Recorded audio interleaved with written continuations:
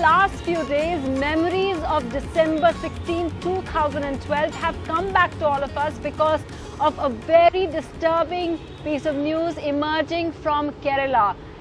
The news is so horrendous that today an MP, and he is with us today, said Kerala is no longer God's own country but devil's country. We'll be talking about that. We'll be speaking specifically about this case of the 29-year-old Dalit law student and why the police are being blamed by her friends and her student community. Remember, students have been protesting in Kerala. They've also been protesting outside Kerala House all day today. We have, apart from MP Richard Hay, we also have J. Devika, who teaches at the Associate Professor at the Center for Development Studies in Trivandrum, and we also have Aditi Priya, who has been agitating for Dalit rights here at Delhi University.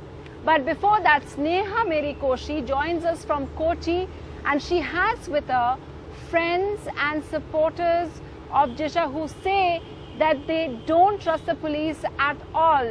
Sneha, what are they saying? Why is it that they fear that there's been police inaction?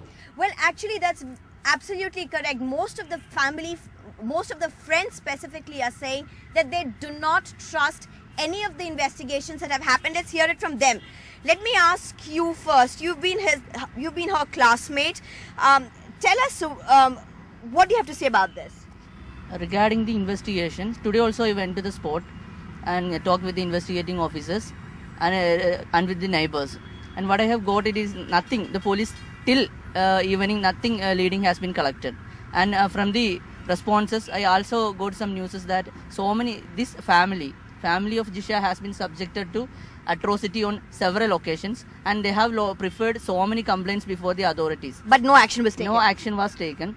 And we strongly demand a commission has to be appointed for looking into that complaints, and serious actions may be taken upon that point. Okay, that is Mr. Mohammed Sabah. He was the classmate of this 30-year-old woman. But let me ask you, Suvan, does the fact that there are so many lapses in the police investigation, what kind of lapses are we talking? You're a lawyer yourself.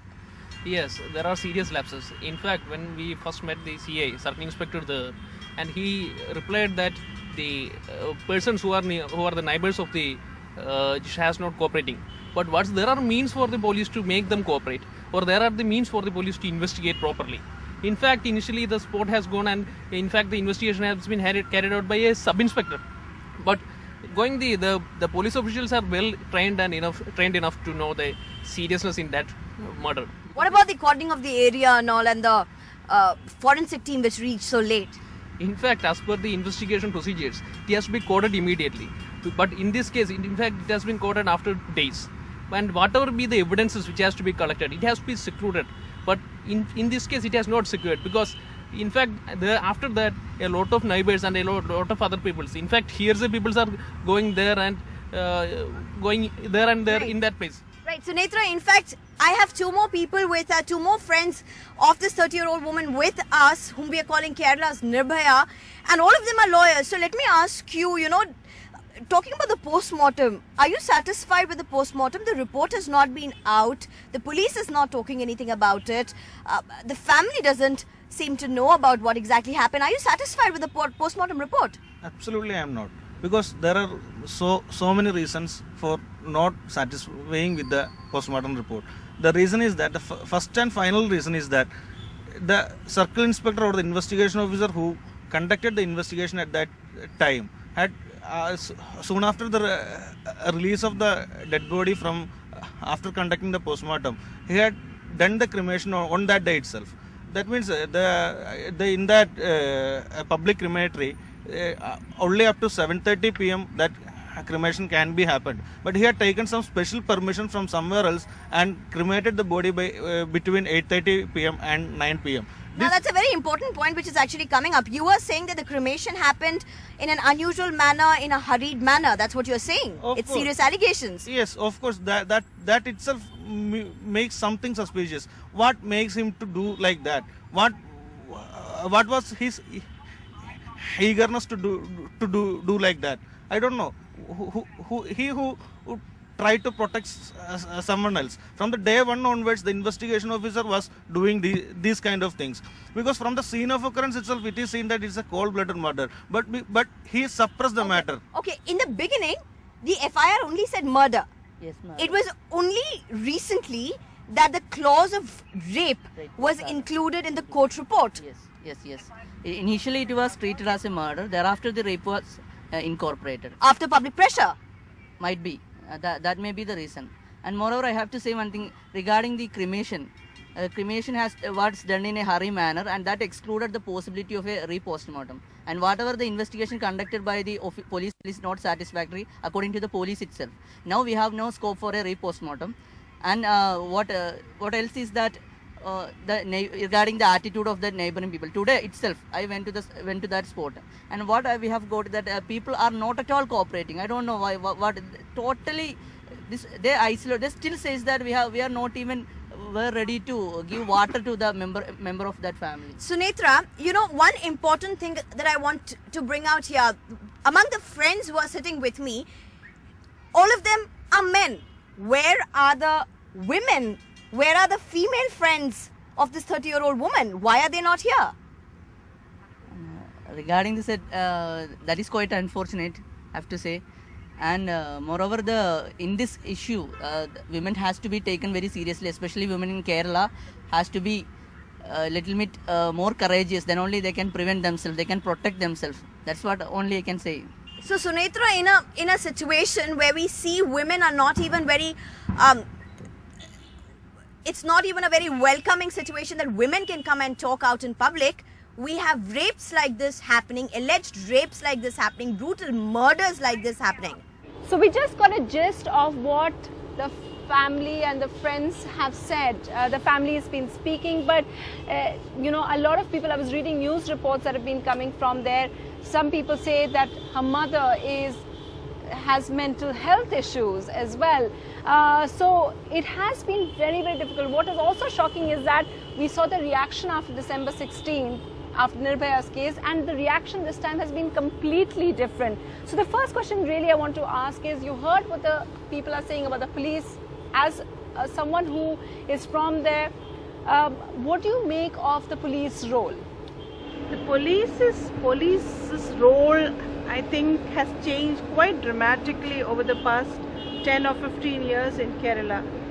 Kerala right now is in the throes of very huge development, social change, which is provoked by what is called and desired as growth, which often means a huge, massive growth of illegality. So the police often ends up being part of defense, the defense that the illegal activities can set up for themselves. Okay. So the focus on protecting citizens' rights, despite a number of interesting initiatives from the Kerala police, is really failing. And that is so evident in this How case. do you see it here? We saw the friends over there talk about the way post-mortem was done and other lapses as well that people are talking about, the charges. How do you see the lapses here? Nobody, I want to clarify this at the outset. None of us are saying that the police should catch the culprit in one day. Nobody is saying that. All we are saying is that the procedures that have to be adopted for the investigation must be foolproof and above board. That is what we are finding lacking. The procedures seem to have been fudged. There seems to be an effort to just push the whole thing under the carpet and let people forget. And it is so difficult to forget, just for people who haven't been tuned into this, because it happened on April 28th, but we didn't hear about it till at least 2 days ago. And the details are horrendous. Like the Nirbhaya case, there is suggestion of gang rape. There is also her insides were taken out. She is a 29-year-old law student. But as they were saying, the FIR initially didn't mention that at all. Professor Hay, as an MP from Kerala, what made you say it is devil's country? Because that shocked a lot of people. I feel that there is something wrong in Kerala, which is considered as the God's own country. Now, in the case of Jisha's death, very gruesome and horrendous death, I call it just Nirbhaya 2, because this girl, a Dalit, she was aspiring to be a lawyer, and she through a hard work, and her mother was working as a servant maid, and they were trying their best to make both ends meet. They were struggling hard, and somehow that this girl was about to get a law degree.